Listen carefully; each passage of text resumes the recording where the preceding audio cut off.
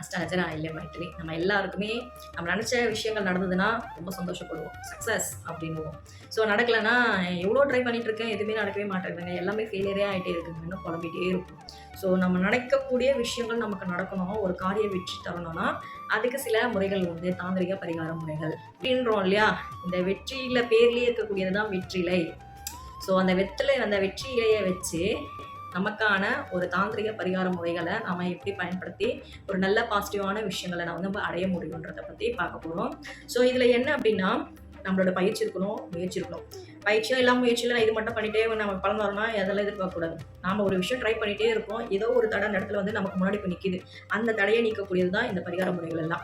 நீங்கள் உங்கள் முயற்சி எடுக்கிறீங்க, அந்த முயற்சிக்கான பலன் இவ்வளோ நாள் உங்களுக்கு கிடைக்கலன்னும் போது இப்போ நான் சொல்லக்கூடிய இந்த முறைகளை பின்பற்றும் பொழுது உங்கள் தடைகள் நீங்கி அந்த தடைகள்லேருந்து உங்களுக்கு ஒரு பாசிட்டிவான விஷயம் நடப்பதற்கான வழிகள் இருக்கும். அதை வந்து நான் கரெக்டாக சொல்லுவேன். இந்த முறையில் இதெல்லாம் நடந்தால் எல்லாம் வந்துருமா, அது வந்துருமா, இதெல்லாம் நமக்கு நல்லது நடக்குதுன்னா யாராலுமே அதை பொறுத்துக்கவே முடியாது. கூட இருக்கவங்களாலே பொறுத்துக்க முடியாது. ஒரு நல்ல விஷயம் உங்களுக்கு நடக்குதுன்னா உங்கள் கூட இருக்கவங்களாலே அதை அக்செப்ட் பண்ண முடியாதுங்க. எதார்த்தமான மறுக்க முடியாத உண்மை.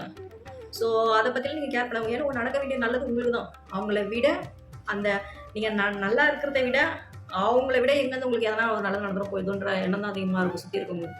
ஸோ அதை பற்றியும் யாரை பற்றியும் எப்பவுமே கேர் பண்ணவே பண்ணாதீங்க.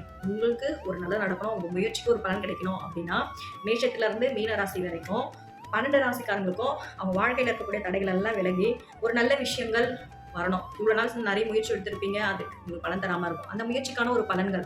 ஸோ முயற்சி எடுக்கிறீங்க, அந்த முயற்சி சக்ஸஸ் ஆகல, அதுக்கு ஒரு பலன் எந்த முறையில் நமக்கு அது கிடைக்கணும், ரிசீவ் பண்ண முடியும்னா சில தாந்திரிக பரிகார முறைகள். இதெல்லாம் பெரிய செலவெல்லாம் இல்லை, பெரிய பட்ஜெட் இல்லை. நம்மளுக்கு கிட்ட வீட்டில் இருக்கக்கூடிய பொருட்கள், ஈஸியாக கிடைக்கக்கூடிய சின்ன சின்ன பொருட்களை வச்சு தான் இந்த முறை செய்யணும். ஆனால் இதுக்கு நீங்கள் செய்ய வேண்டியது என்னன்னா, கொஞ்சம் நேரத்தை அதுக்கு ஒதுக்கணும். ஸோ நேரம் உங்களுக்கு ஒரு நல்லது நடக்கணும், இது செஞ்சால் நமக்கு ஒரு நல்லது நடக்கணுன்ற ஒரு நம்பிக்கை உங்களுக்கு இருக்கணும். உங்களோட 1 மணி நேரம் ஒரு ஸ்பிரிச்சுவல் ஸ்பிரிட் உங்ககிட்ட இருக்குங்க. ஸோ நிறைய விஷயங்கள் அனலைஸ் ஆகிட்டே இருக்கும், மைண்டு ஒர்க் கரெக்டாக இருக்கும் உங்களுக்கு. நீங்களே சொல்லுவீங்க, இவ்வளோ நாள் போட்டது பிளான் எல்லாம் ஃப்ளாப்பு, இப்போ போடுறதுக்கு கரெக்டாக ஒர்க் அவுட் ஆகிட்டு இருக்குன்றீங்க. அந்தளவுக்கு நல்ல ரிசல்ட் தரக்கூடிய தாந்திரிக பரிகார முறைகள். இதை பற்றி நீங்கள் மேலும் தெரிஞ்சுக்கணும்னா என்னோட சேனல் சப்ஸ்கிரைப் பண்ணிக்கோங்க. அஸ்ட்ராலஜர் ஆயில்யம் மைத்திலின்ற நேமில் யூடியூப், இன்ஸ்டா, ஃபேஸ்புக் எல்லாத்துலேயும் இருக்கும். ஃபாலோ பண்ணுறவங்க ஃபாலோ பண்ணிக்கோங்க. நிறைய தாந்திரிக முறைகள் எல்லாம் நான் அடுத்தடுத்து 12 ராசிக்கு சொல்ல போகிறேன். பயனுள்ள தகவலை 4 பேருக்கு வந்து ஷேர் பண்ணுங்கள். நன்றி, வணக்கம், வாழ்க நலம், ஓம் சிவாய நம.